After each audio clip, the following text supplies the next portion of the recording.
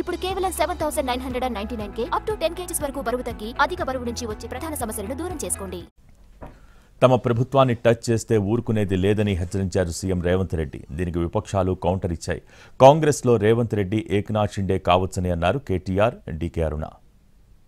పాలమూరులో ఊరు లేదు, పార్లమెంటులో నోరు లేదు, అయినా బేకారోడు కరీంనగర్ నుంచి మన జిల్లాకు వలసొస్తే మనం గెలిపియలేదా? మన మంచితనం చేతగంతనమా అని నేను అడుగుతున్నా మా యువకుల్ని. కొడకల్లారా ఎవడన్నా టచ్ చేసి చూడండి, మా పాలమూరు బిడ్డలు అగ్ని కణికలై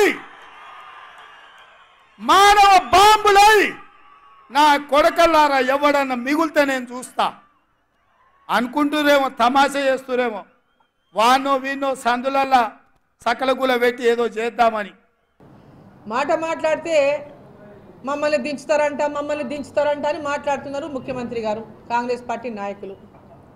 అంటే వాళ్ళ మీద వాళ్ళకే నమ్మకం లేదు.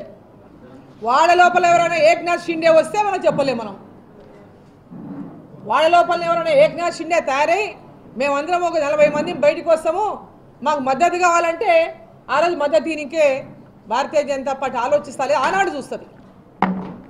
కానీ ఈరోజు వాళ్ళ మీద వాళ్ళకే నమ్మకం లేకుండా మమ్మల్ని దించుతారంట తొక్కుతాం. తొక్కుడు గీకుడు ఈ భాష బంద్ చేయండి. పొరపాటున కాంగ్రెస్కి ఇక్కడ ఓటేస్తే మీరు గుర్తుపెట్టుకోండి, కాంగ్రెస్ ఈరోజు రేవంత్ రెడ్డి కాంగ్రెస్. ఇది మామూలు కాంగ్రెస్ కాదు, రేవంత్ రెడ్డి కాంగ్రెస్.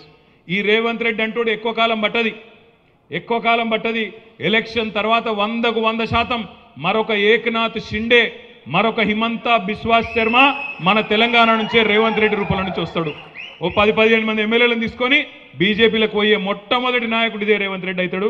మీరు యాది పెట్టుకోండి.